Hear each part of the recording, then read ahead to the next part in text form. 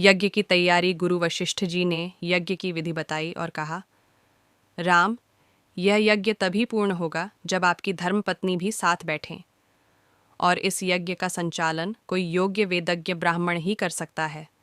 तब श्री राम ने पूछा, गुरुदेव, इस महान कार्य के लिए कौन ब्राह्मण योग्य है?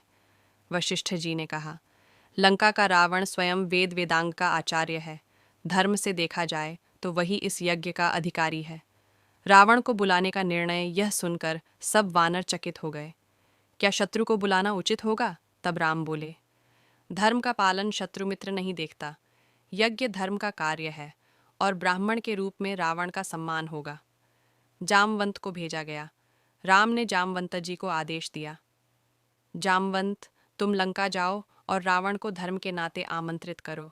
उससे कहना, यह कोई युद्ध नहीं, यह धर्म का अनुष्ठान है। जामवंत जी विनम्रतापूर्वक लंका पहुँचे। उन्होंने सभ्यतापूर्वक कहा, हे लंकेश, श्री राम विजय यज्ञ कर रहे हैं। धर्म के नाते आपको ब्राह्मण रूप में उपस्थित होना आवश्यक है। रावण का निर्णय। रावण ने कुछ क्षण विचार किया और बोला, राम मेरे शत्रु हैं, पर धर्म मेरा शत्रु नहीं। यदि मुझे धर्म का निमंत्रण मिला है तो उसे अस्वीकार करना अधर्म होगा। फिर रावण ने अपने पुत्र मेघनाद, इंद्रजीत से कहा, सीता राम की धर्म पत्नी है।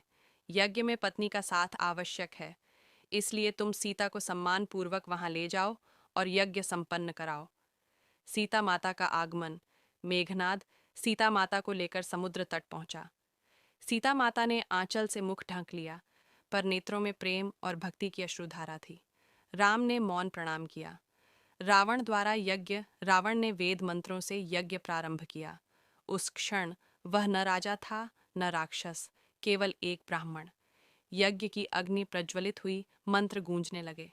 राम और सीता अग्नि के समक्ष बैठे और रावण ने कहा, धर्म की विजय हो, अधर्म का नाश हो।